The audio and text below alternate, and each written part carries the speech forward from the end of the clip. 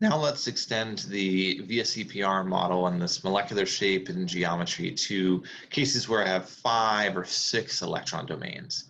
The molecular geometry possibilities are quite a bit more complicated as we increase the number of electron domains. So again, if we start with 5, our electron domain geometry is trigonal bipyramidal. And if all of those are bonding regions, then the molecular geometry is the same, trigonal bipyramidal. However, if I lose one of those regions, or not lose it, but if one of those regions is a non-bonding region, that is a lone pair, then the question becomes, where exactly which of those regions do I displace with the lone pair or discount? Is it one of the ones in the plane, or is it one of the ones above the plane? Turns out it actually is more favorable for it to be one of the ones in the plane. And so what you're left with then is this rather unique looking structure where we have kind of an arrangement pointing straight up, and then we have a couple legs coming out here. And you can imagine a little bit, if you were to balance it on those two legs that are pointing out, that the other part could move back and forth kind of like a seesaw. It's not a fantastic analogy, but it is the one that we use for naming the molecular geometry. So a case where we have 5 electron domain regions, but one of them is a lone pair, we refer to the molecular geometry as being seesaw. If 2 of them are lone pairs, then it becomes a little bit more like a sideways T, and so we refer to this as being T-shaped.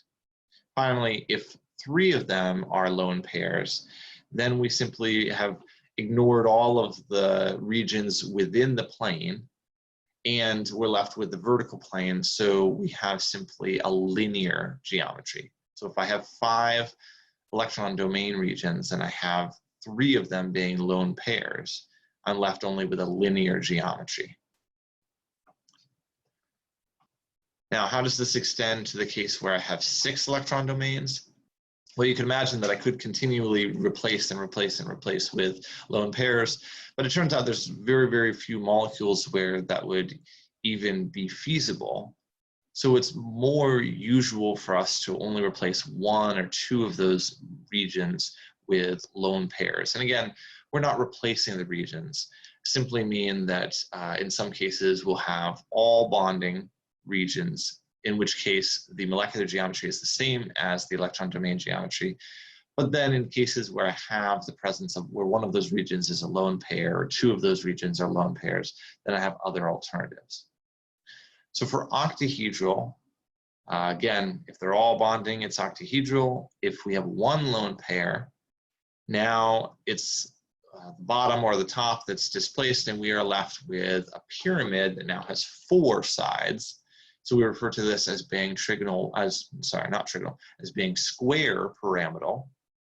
And then finally, if I have 2 electron domains, I would get to a square planar.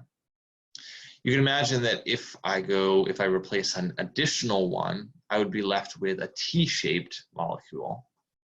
And then if I lost an additional one as well, we could argue about whether it was bent or whether it was linear. But the reality is there's almost no molecules that have 6 electron domains where 4 of them are lone pairs. So it's really not very relevant.